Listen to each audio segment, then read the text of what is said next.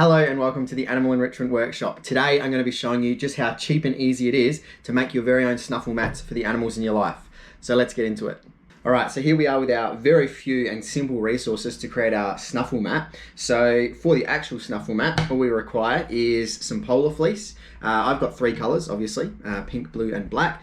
You don't need, you only need one colour. I've got way too much material here, I think, but otherwise just for a bit of, change and colour in it, I've gone for the three. I purchased these at Spotlight for Australia. Very easy to buy. $5 a metre was the cheapest. You can get different designs and colours and all this kind of stuff. Polar fleece is best, I've found, and I've researched and other people have suggested. You're not getting any sort of fibres coming off. It's very easy to clean and dry after use, after it starts to get a bit dirty. So a few different reasons why polar fleece is best, so go for that. Yeah, you can just get a really basic one like I'm going to do, or you can make it look pretty and fancy and all that kind of stuff depending on your budget or what you want it for, animals you're working with and or animals you've got at home and stuff like that. So polar fleece and just your rubber mat. So this one was $6 from Bunnings Warehouse, so pretty heavy duty rubber mat. Again, rubber mat's perfect because they can be washed and dried easily enough. You can spray them down with your disinfectants and whatever you want. But as long as you've got a nice sturdy rubber mat and you've got your polar fleece, then you're pretty sweet. Then in terms of items to assist with you or your structure project, you've got some fabric scissors and then you've got a ruler or any sort of measuring tape and that kind of thing.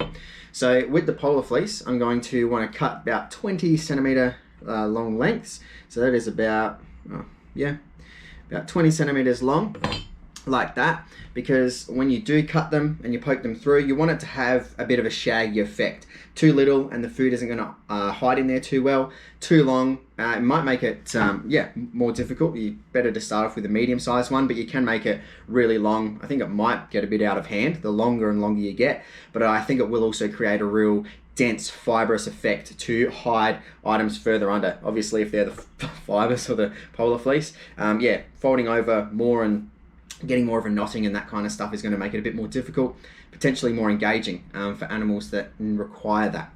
So 20 centimeters long and then about 2.5 centimeters wide is what you're wanting to create as well, just to probably about the thickness of the ruler there. Have a nice sort of thickness to it. So again, too thin, it's not the pieces of food or bits are going to fall between, and a bit too thick and it won't have the same effect. So let's start cutting.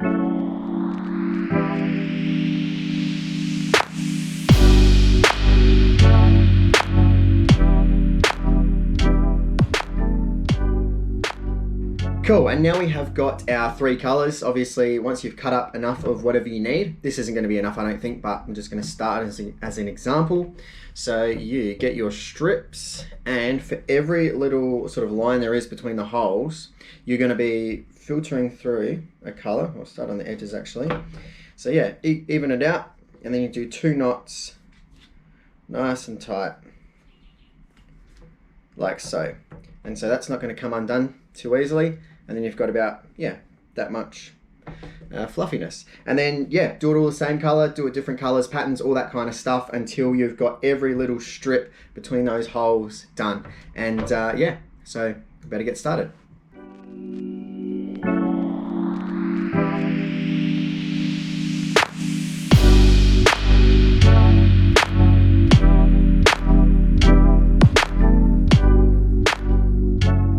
Cool, all right, so here we are at this midpoint. I've done all of the ups and downs on them all. You can see it's pretty good at this stage. You would be able to give it to an animal if you were keen enough. It's got a lot of gaps in there, so it's sort of at this halfway point. You can make it a lot more dense, which is what I'm going to do. So now I've done the ups and downs, probably, better look from the reverse side like that. Then I'm gonna hit up all of the diagonals going either way so that each of those circles has got it top, bottom, side and side. So they look like nice little ones that way, but if you didn't see earlier, it is a hexagon shape. So you've got to get it on most of the sides, and then just not some of the bigger bits on the end there, which you might be able to see when it gets on the end. So that's what it looks like from underneath. It's what we're looking like from on top, but it's gonna be a whole lot more shaggy. So now, more tying. All right, and after a long amount of time, here I am with the finished product. This isn't even fully finished. I still have got a lot that I haven't, all the diagonals that I haven't done in. It's thick enough for what I want at this stage, but the first thing I've learnt, I must have last time I made one, done one with a grid system for the holes. But these are little, like, yeah, I don't know if I showed earlier, honeycomb, like, because it's been a while, honeycomb little, shapes. So I've had to go on 3 sides instead of 6 sides, sorry, instead of 4. And so when I did all of the ups and downs and sort of horizontals and verticals, it went well. I started doing some diagonals and I was like, wow, this is taking a lot of time. When it's fully done, it would have been super thick and great for food, but otherwise it was just the amount of time I'd already sunk into it. Took a lot longer than I thought it would, and I remembered it did last time I made one. But if I was to put more time into it, I think I was only halfway, so I was just like, nah, I'm going to be using it for Dingo, so she's going to find it fun nonetheless. It'll be easy to use. So I just got to get it out to her. It's been long enough. So it has been a bit of a project that's been put off to the side for a bit, but otherwise, finally got back into it and finished it. So when you're purchasing your mat, get a nice sort of grid-like one, verticals and horizontals only, if that makes sense. I'm happy with how the colors have turned out, and obviously you can use your own different colors and that kind of thing. But if you're not already familiar, the idea is, particularly for canines, people with dogs at home and that kind of stuff, it's just sprinkling biscuits and sort of dryish foods in and around the little sort of ruffles.